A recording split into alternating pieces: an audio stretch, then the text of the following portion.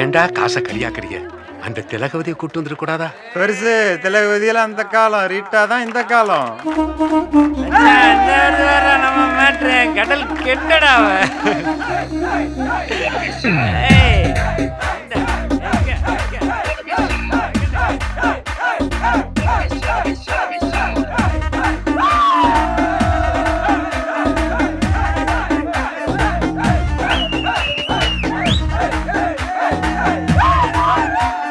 ஏஸ்தவா, அந்த அறிக்கை வேலை பார்த்தேன்னு சொன்னியாம எங்க தேடி பார்த்தாச்சு, எங்கேயா பார்த்தவன? இல்ல வேற யாரும் பார்த்து சொல்றியா? டேய், நான் என் கண்ணால பார்த்தேன்டா. நான் என்ன பொய்யா சொல்றேன்? வேற எங்கேயும் இல்ல, இந்த கூட்டத்துக்குள்ளதான் உட்காந்துருப்பேன். நல்லா தேடி பாருங்க, விட்டுறாதீடா. ஆமா, 7 மணில இருந்து இதே சொல்லிட்டு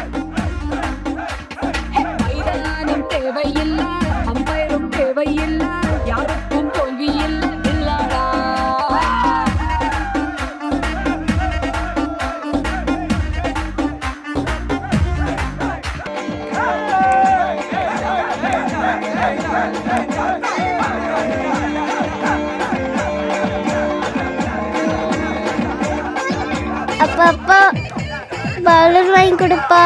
ஏய், பேசாம டான்ஸ் பாரு. பலூன் தானே கேக்குறா, வாங்கி கூட. நானே பீடு குடிக்க காசு இல்லாம உட்காந்துக்கிட்டு இருக்கேன், நீ வேற.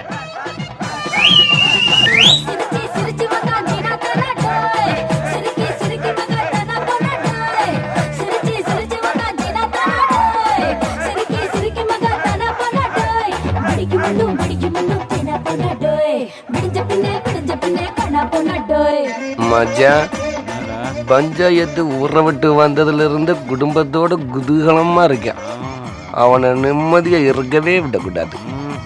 ஒரு பேப்பரும் பேனாவை ஏற்பாடு பண்ணு. நீ ஏற்பாடு பண்ற, என்ன பண்றன்னு மட்டும் பாரு. என்னுடைய ஆட்டத்தை பாராட்டி ரூபாய் 200 அன்பளிப்பு அளித்த அன்பு அத்தான் பஞ்சாயத்து அவர்களுக்கு என் நெஞ்சார்ந்த நன்றிகள் தெரியும். எங்க இருக்கீங்க அத்தான்? சத்தியமா சொல்றேன்டி, நான் கொடுக்கவே இல்லை, என்ன நம்பு. எம்புட்டு புள்ள ஒரு பலூன் கேட்டா வாங்கி கொடுக்கறதுக்கு வக்கில்ல. அரை கிலோ அரிசி வாங்க காசு இல்லாம அத்தை அல்லாடி நிக்க ஆட்டோக்காரிக்கு 500 ரூபாயா? அறிவு கட்ட பஞ்சாயத்து. ஆஹா, அவங்கதே இங்கனக்குள்ள எங்கேயோ உட்கார்ந்துருக்காங்க. ஓஹோ, அந்த ஆட்டக்காரிக்கு காசு கொடுக்கதான் பாரதி பையன் காதுக்குள்ள கசுக்கு சத்தியோ. அப்ப மரியாதை வீடு வந்து சேரு, உனக்கு இருக்கு. நீ வாடி, நான் உனக்கு வாங்கி தரேன். 200 ரூபா காசு இல்ல, அக்கில பார்க்காம கோர்ட்டுக்கு போகாம எனக்கு டைவர்ஸ் வாங்கி கொடுத்துட்டாங்க. அப்படி சொந்த காசை போட்டு செலவு பண்ணி என் குடும்பத்தை பிரிக்கிறதுல அப்படி என்னடா உங்களுக்கு ஒரு சந்தோஷம்?